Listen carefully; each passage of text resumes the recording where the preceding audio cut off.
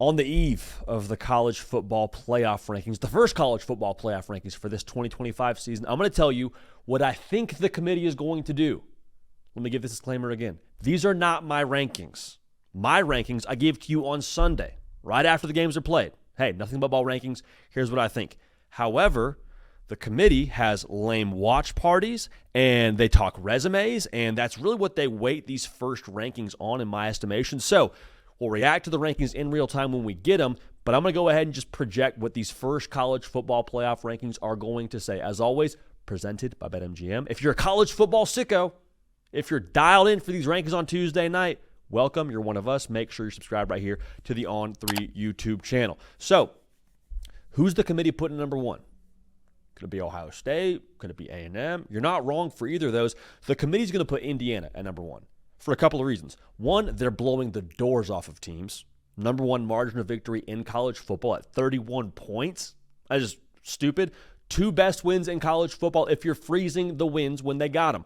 They smacked a top 10 Illinois team when they beat them by 50. They beat a top 3 Oregon team by 10 at their place. Indiana, unbeaten, awesome resume. They will be number one in the first rankings. Now, at number two, this is where it gets a little bit interesting. Ohio State could easily be number two here, and it wouldn't shock me.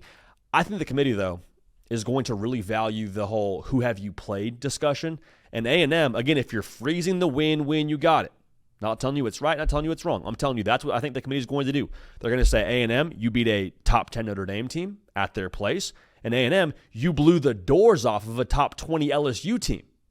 JD, LSU, they fired their head coach. Yeah, they did after that game because Texas A&M beat them so badly. But at the time they played them, LSU was a top 20 team in the country. So by that logic, I think the College Football Playoff Committee will put A&M at number two. Now, number three, I think it's Ohio State. And this isn't me saying this is the right move. If it's me personally, I think Ohio State's probably the best team in college football based on what my eyes tell me. However, the win over Illinois relative to what Indiana did wasn't the same. Not saying Ohio State couldn't have done that. Maybe they would have, but it is what it is. And then the win over Texas when you got it week one was against the number one team in college football in Texas, according to the AP poll. However, I think that the committee will just value a little bit more what A&M's done in terms of the win at Notre Dame and things of that nature. And I think they'll put Ohio State at number three in these first rankings. And if you're an Ohio State fan, you're saying, yes, bring it on. Rubbing your hands together, Spice Adams meme style. And Ohio State, I wouldn't worry too much about it. This whole thing will sort itself out. At number four, you'll see Alabama, the 4 ranked wins they had in a row. The fact that their only loss happened the first game of the college football season. They snapped the number one home win streak in all of college football when they went to Athens, Georgia. Yeah, Alabama, you hate the Florida State loss, but honestly, I don't think you're sweating it now. You control your own destiny. The committee will be impressed by the body of work and the way they've done it. Alabama will be number 4 in these first college football playoff rankings. Now, for Georgia, if you were looking at the eye test, maybe the committee gets a little bit nitpicky here with the Dogs, but I don't see how you put them anywhere outside of number 5. The only loss they have is to the team in front of them in Alabama. And then Georgia, the number of just impressive come-from-behind victories they've had has to count for something. When they beat Ole Miss was the number 5 team in college football. That should count for something. That will count for something. Resume, eye test, Georgia will be number 5 in these first rankings. Now, Ole Miss, they have a good body of work. The trouble with where you rank them, they're going to be at 6 in these rankings. The trouble with where you rank them if you're the committee is, again, back to resume, they lost the head-to-head with Georgia. So you can't put them ahead of Georgia, can you? Even if you think they look better. I don't know. We'll see. But I do think they'll ultimately say, Georgia, you're ahead of Ole Miss. Ole Miss, you're at 6. Ole Miss's body of work, though, I mean, a win against number 4 LSU when you got it probably should count for something. A win at top 15 Oklahoma should also count for something. You see where I'm going with this. Resume. Ole Miss got a really solid resume, and their only loss being to Georgia probably will help them in this discussion. Number 7 is going to be Oregon. I understand people will cry about SEC bias and, the college football playoff and ESPN and the SEC, they're all in cahoots. I don't think it's that deep. Just personally, I don't think it's quite that deep. Oregon will be at 7. Their only loss being to the number 1 team in college football in Indiana, I think probably will be of service to them. The Penn State win, people are going to have a discussion about, well, how do you weight that? Penn State ended up not being that great anyway. Do we take anything away from Oregon in that respect? again, I wouldn't look at it quite that closely. I think when you got that win and what was at stake for Penn State in that game and how talented Penn State still is, I think we're free to just sort of use common logic in what we felt about that game in the moment and say, yeah, Penn State isn't really who we thought they were, but that was still an impressive win, whiteout conditions, and Oregon found a way to get it done. So Oregon will be number 7 in these rankings based on what I believe the committee is going to do. Now, here's where it gets a little bit more interesting. I think BYU will be number 8. Say what you want about who they've played, who they haven't played, the Big 12 this, the Big 12 that. Got a ranked win to their name when they beat Utah, and they haven't lost at all. So I know that there's teams ahead of them that have one loss, and I think some of that will be, again, based on resume, what Ole Miss has done, what Oregon's done.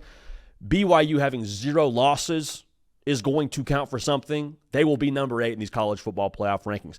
Now, Texas Tech at 9 is where this really gets a little bit spicy. This will make more sense here in a second as we get further into these rankings, especially at number 11. Hint, hint, wink, wink.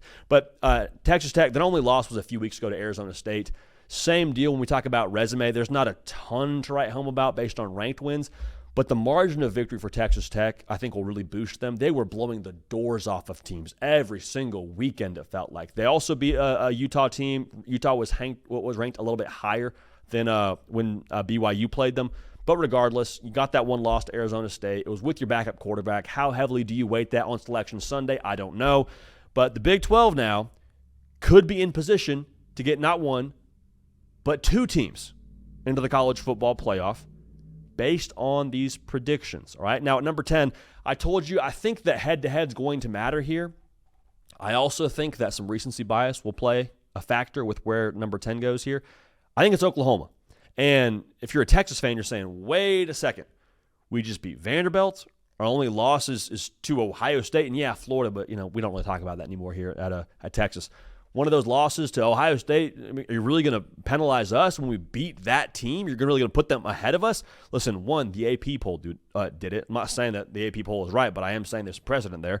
2, Oklahoma has got wins against number 15 Michigan, number 22 Auburn. Yes, I know, laugh, but they were ranked when they beat them. And then number 14 Tennessee most recently.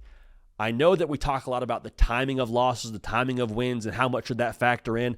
I'm not here to discuss that, but I am saying we're all human beings, and it's much easier to remember Oklahoma beating Tennessee than it is to remember Texas beating Oklahoma. That's just my feel on this. I'm not saying it's right, but I think the committee will look at the resume for Oklahoma and that win over Tennessee and how good the vibes are in that locker room in Norman, and they'll put Oklahoma at 10. Yes, even as a 2-loss team. Yes, even with the loss to Texas. Really curious to see how they value those head-to-heads outside of the Georgia and Ole Miss discussion. Now, here's where this gets really juicy. I think Notre Dame is going to be number 11 in these college football playoff rankings when they drop tomorrow. The reason why this is significant is, one, if you're Notre Dame, you're like, yes, we're inside the top 12. If we just handle business, if we win out, we should feel pretty good about our chances to be in the college football playoff, right? Hang on. Hang on a second now. The next team I'm going to talk about here is a G5 rep. We'll get to that in a second. I didn't mention an ACC team. So an ACC champion will be in this top 12, regardless of where you rank them. Okay, so what are you rooting for then if you're Notre Dame? You're rooting for one team from the Big 12 to get in? Hang on. If BYU wins out, gets to Jerry World unbeaten, say they play whoever in that Big 12 title game, and they lose in the Big 12 title game, BYU, being undefeated in the regular season, will get in along with that Big 12 champ. That's 2 spots spoken for. If an ACC team that's not in this top 11 I'm talking about right now wins or finds their, an ACC team will find their way into this top 12 that I'm not talking about at this point in time. Virginia, Miami, Georgia State, whoever you want to talk about. If this is the world you're living in, that spot's spoken for, plus a G5 spot. Notre Dame, if you're at 11 in these first rankings, and the Big 12 gets 2 teams in, and an ACC team is not in these initial rankings, you're not safe because the spot is also going to be taken from a G5 champ. So Notre Dame, 11, be happy about that. Handle business. Don't look around too much, but understand now, just because you're in the top 11 in these initial rankings does not verify you as a college football playoff team controlling your own destiny.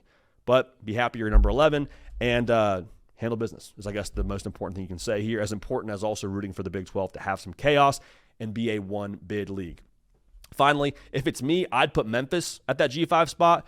I think the committee is going to see that ranked win over Boise State for USF. I think they'll see that ranked win over Florida when they got it for USF. And this whole situation will sort itself out over the course of the season and conference title weekend.